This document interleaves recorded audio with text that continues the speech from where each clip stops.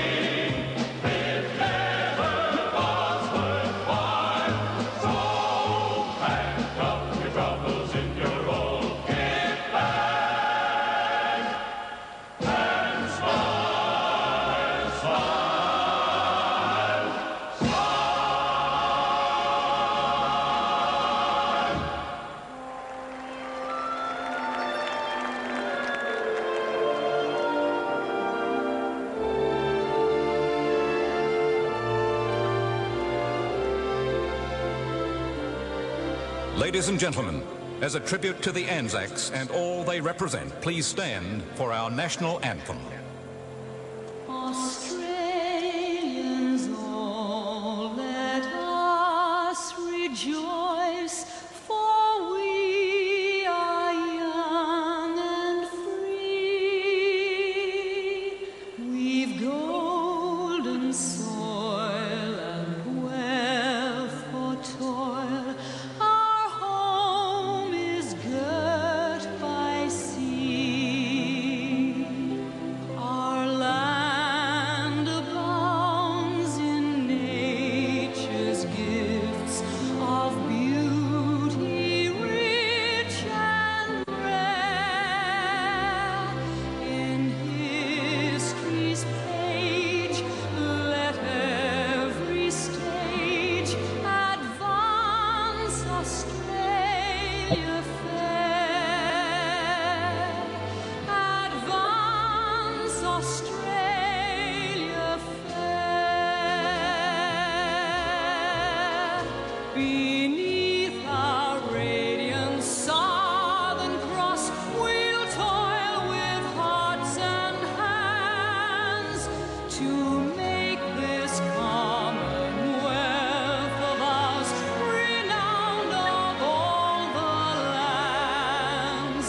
For those who've come across the seas with boundless plains to share, with courage let us all combine to advance Australia fair. Advance Australia fair. Australians all, let us rejoice, for we are young and free. We've golden soil and wealth for toil. Our home is girt by sea. Our land abounds in nature's gifts of beauty rich and rare. In history's page, let every stage advance Australia fair. In joyful strains, then let us sing, advance Australia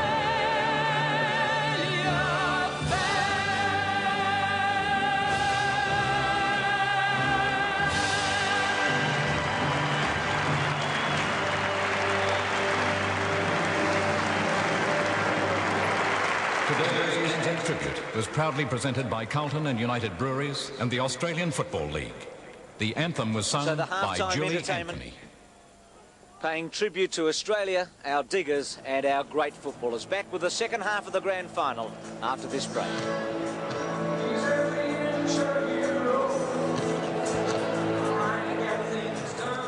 Both teams back on the ground. Collingwood leads 8-9 to 3-5 by 34 points at half-time.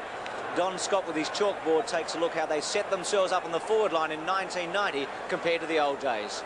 Yes, Bruce. Well, those dots do represent traditional positions on the ground. We go down to this particular line. That's the full forward line. Full forward, the two forward pockets. Then you've got the half forward line, half flank, centre half forward.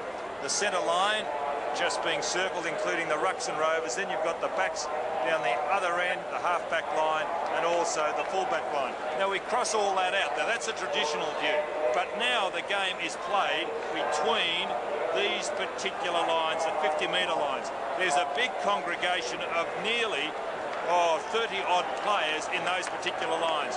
You've got the full forward, the full back, and on some instances, those two particular blokes in this particular game today weren't even in that 50-metre square circle as far as Essendon were concerned. So it's important the ball be won around midfield, and that is very, very difficult with the congestion that is existing in the modern game of football. But that is where the game is won. If you can gain the ascendancy, it takes courage, and to get the break, in some instances, requires a bit of luck.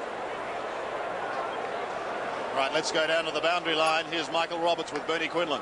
Well, thank you, Sandy. We couldn't get into the Collingwood rooms, but the feeling is at fever pitch. Lee Matthews made an example of Gavin Brown having been felled just before quarter time. He waited with him at the players' race, and when Terry Danaher walked over, he said that he will be back. Don't be surprised if Gavin Brown comes back onto the ground. Yeah, they're not all that happy with Terry Danaher because Lee Matthew was very aggro. He had Gavin Brown next to him as he got stuck right into Terry Danaher. I couldn't get into the Essendon rooms either, but I did notice that Graham Allen, the Collingwood football manager, has his hand bandaged after half-time, so I don't know what happened to him. I'm a little bit surprised by Govey doing these sort of things too, but a lot of aggro as the teams went up the race there, Sandy, and maybe it's a little bit of a worry having those races so close together when the players are at fever pitch in these big matches.